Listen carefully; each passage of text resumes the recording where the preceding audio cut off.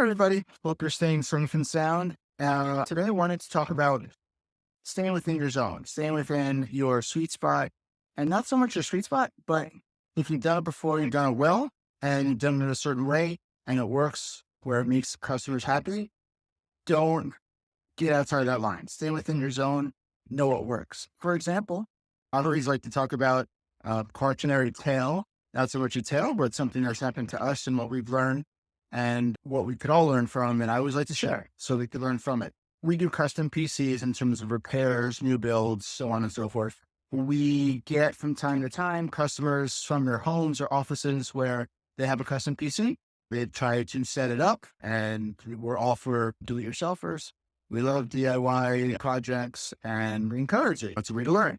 So we're all for that. However, the custom build and it's set up at home and the person has no effing clue what they're doing and they call upon us to help out, we take pause because we know that there could be a bit of what I call a wind up where they set up a custom PC and they get all the parts. A, in my mind right away, are the parts compatible? B, have they installed something that has caused parts to fail more than one? 3, is there a potential chance of frustration here? That's all the above usually happen. Whether the customer wants to admit it or not, there is a percentage of what I like to call testosterone involved here. It's not always a male, but it usually is a male that's trying to set it up. And it's their voice versus our voice, their judgment, our judgment. If you know me, I'm very laid back. I want to make everybody happy.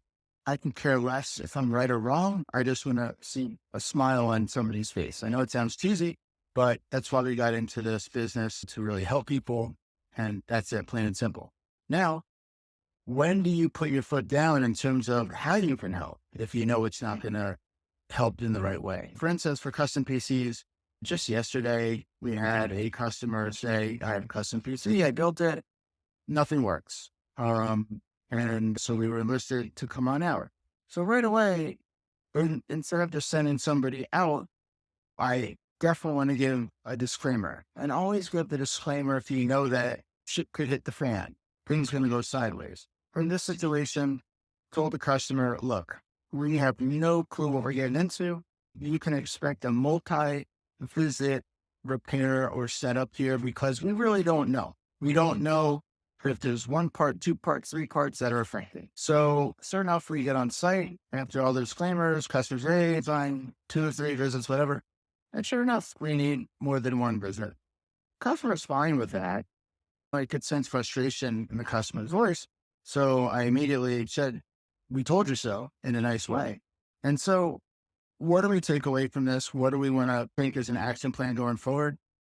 I don't mind the disclaimers. Say it if you need to, write it out so the customer knows, but tell that customer the best course of action. So like our best course of action and our front desk person, let this person know, is to bring it to one of our repair centers. Why? We have a full workbench. We have all the parts, view, motherboard, fan, processor, you name it, so we can swap in and out to really get to the root cause, the issue. So if you want to do that, great.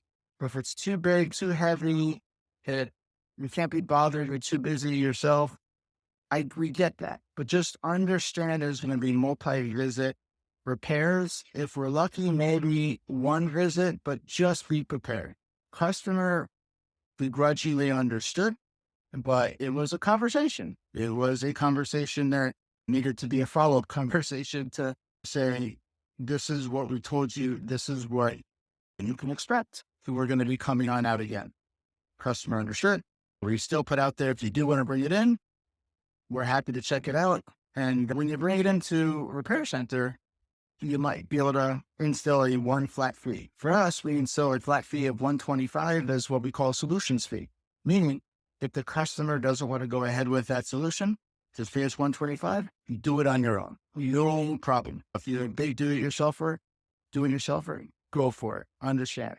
So the point here is really just to lay out your terms, lay out disclaimers, lay out any pitfalls, and that way the customers think to know. But most importantly, put out your recommended solution Don't just say yes. And that way the customer knows what would have been the correct one, but stuff winds up going bad. So I just wanted to bring that up today. That is productive and you can take away from. And I was thinking that's fine. Take care. Bye.